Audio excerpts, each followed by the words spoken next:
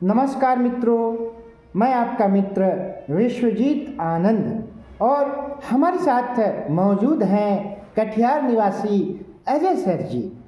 जैसा कि हम लोग विभिन्न विषयों में चर्चा करते हैं, तो चर्चा की आज की कड़ी है अमीर खुसरो। अमीर खुसरो के बारे में हम सर जी से निवेदन करेंगे कि वे संक्षेप में जानकारियाँ दें। अमीर खुसरो के बारे में जहाँ तक मेरी जानकारी है, अमीर खुसरो साहब एक ऐतिहासिक व्यक्ति रहे हैं जी। और अमीर खुसरो का पीरियड अगर आप देखिएगा तो उनका जन्म 1253 के आसपास में है और 1253 में उनका जन्म है। उत्तर प्रदेश की इटावा या एटा एक जगह है, उन्हीं के आसपास में इनका जन्म हुआ था।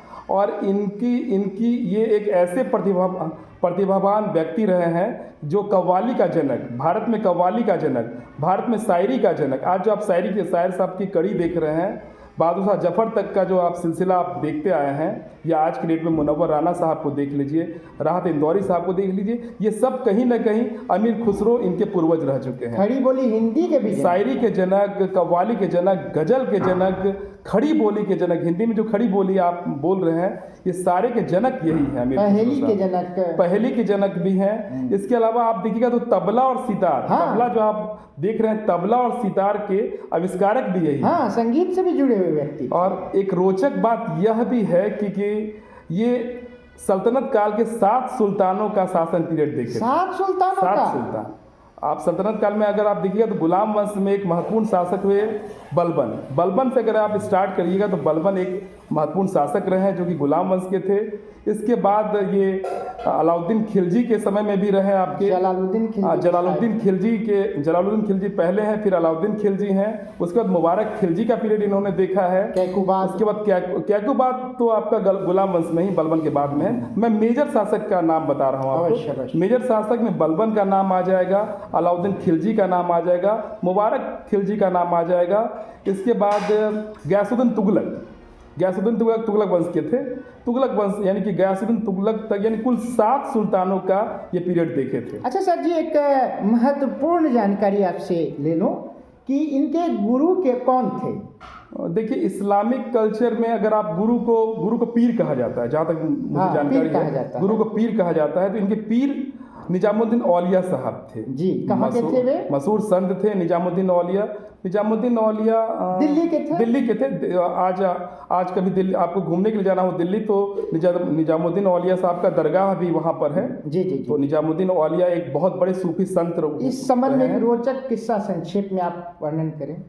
देखिए, निजामुद्दीन औलिया और अमीर खुसरो के बीच इतना अच्छा गुरु शिष्य का संबंध था कि एक बार निजामुद्दीन औलिया साहब के पास एक याचक उनके पास भीख मांगने के लिए गया है। तो खुद निजामुद्दीन औलिया बहुत गरीब व्यक्ति थे और सूफी संत थे, उनको जो मिल जाता था वही उनका भोजन वगैरह होता था। तो एक याचक उनके पास बार बार जा रहा है, लेकिन औलिया साहब के पास ऐसा कुछ भी नहीं है उसे देने के लिए, जिस कारण से याचक बार बार वापस हो जा रहा है। तीसरा दिन जब फिर वही याचक उनके पास आते हैं औलिया साहब के पास, तो औलिया साहब को लगता है नहीं, आज तो कुछ इसको देना ही होगा। और उन्होंने अपना जो उनके पास जो एक जोड़ा जूता बचा हुआ था, उस जूता को उन्होंने उसे दान दे दिया। इसी बीच कहानी की अगली कड़ी जो है कि आपके अमीर खुसरो साहब एक रास्ते से वापस अपने ऊँट पर सवारी करके अपना सारा सामान लेकर के दिल्ली की ओर आ रहे हैं अपने पूरे परिवार के साथ, पीर से मिलने, अपने पीर निजामुद्दीन औलिया साहब से मिलने के लिए। और उन्हें लगता है कि उनके जूते का जो गंध उनको मिला कि ये औलिया साहब का ही जूता का गंध हो सकता है। देखिए, गुरु भक्ति देखिए। जी। गुरु भक्ति देखिए कि पीर ना रहने के बावजूद भी उस जूते से, उनकी महक से वो समझ गए कि निजामुद्दीन औलिया साहब हमारे आसपास में है।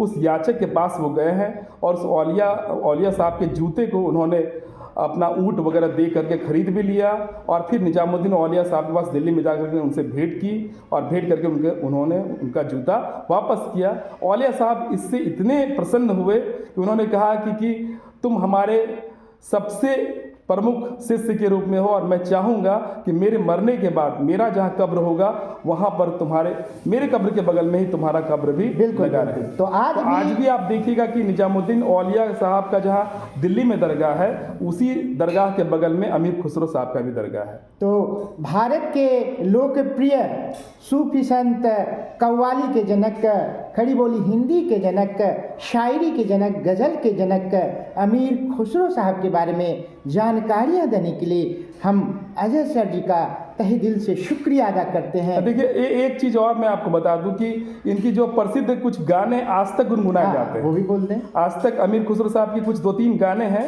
कुछ गानों का तो मैं आपको लयबद्ध तरीके से नहीं सुना पाऊंगा क्योंकि मैं बहुत अच्छा गायक नहीं हूँ, लेकिन एक गाना है कि छाप तिलक सब छीन ली, मुँह से नैना लड़ा। हाँ, ऐसा ही कुछ है। दूसरा आपका बहुत कठिन है, डगर पनघट की। और तीसरा तो आप लोग जानते ही होंगे, दमादम मस्त कलंदर। ये आज भी हर एक बच्चे की जुबान पर ये गाना है, दमादम मस्त अमीर खुसरो एक बहुत ही दिलचस्प व्यक्ति रहे हैं हमारे भारत देश के लिए, और बहुत जानकार, बहुत प्रतिभावान व्यक्ति रहे हैं। गजल के जनक, कव्वाली के जनक, शायरी के जनक, खड़ी बोली के जनक, पहेली के जनक, बहुत उम्दा उनका योगदान रहा है भारतीय इतिहास में। व्यक्तित्व था अमीर खुसरो कहीं भी हो, आज उनकी आत्मा को मैं वो शांति प्रदान करे, 1325 ईश्वर उनके जैसे लोग को फिर से पैदा करें।